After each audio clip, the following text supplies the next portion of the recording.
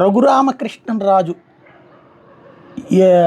నేను బయటే ఉంటా, వైసీపీ ఎంపీగానే ఉంటా, వైసీపీకి వ్యతిరేకంగానే ఉంటా, నేను నరసాపురంలో ఎవరికి సీట్ ఇస్తారంటే పొత్తు ముగ్గురు ఖరారవుతుంది, వాళ్ళలో ఎవరికి నరసాపురం సీట్ కేటాయిస్తే ఆ పార్టీలో చేరి పోటీ చేస్తా అని శపథం చేసినటువంటి రఘురామకృష్ణరాజు వ్యవహారం రేపటిలోపు తేలిపోయే అవకాశం ఉంది. ఇంకొక 24 నుంచి 48 గంటల్లో.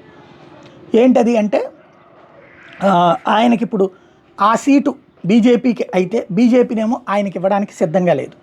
శ్రీనివాస్ వర్మ పేరు బలంగా వినబడుతోంది, నరేంద్ర వర్మ పేరు బలంగా వినబడుతోంది కృష్ణరాజు మేనల్లుకి సంబంధించి. అదే సందర్భంలో చంద్రబాబుతో చెప్పించి బీజేపీ పెద్దల చేత రఘురామకృష్ణరాజు ఆ సీటు బీజేపీలో చేరని ఆశిస్తున్నారు. ఆయన బీజేపీలో చేరితే వరప్రసాద్ లాగా చేరుంటే ఆయనది అనేటువంటిది ఖరారయ్యేది. ఇక్కడ ఒకవేళ అలా కాకపోతే నరసాపురం సీటుని బీజేపీ వదులుకుని దానికి బదులుగా బీజేపీకి ఇంకొక సీట్ ఇచ్చి, అప్పుడు విజయనగరమో లేకపోతే ఇంకొక సీటు ఏదన్నా ఇచ్చి ఆ ప్లేస్లో తెలుగుదేశం తీసుకుని తెలుగుదేశం తరపున రఘురామకృష్ణరాజు పోటీ చేయాలన్నటువంటి మరొక ఆలోచన.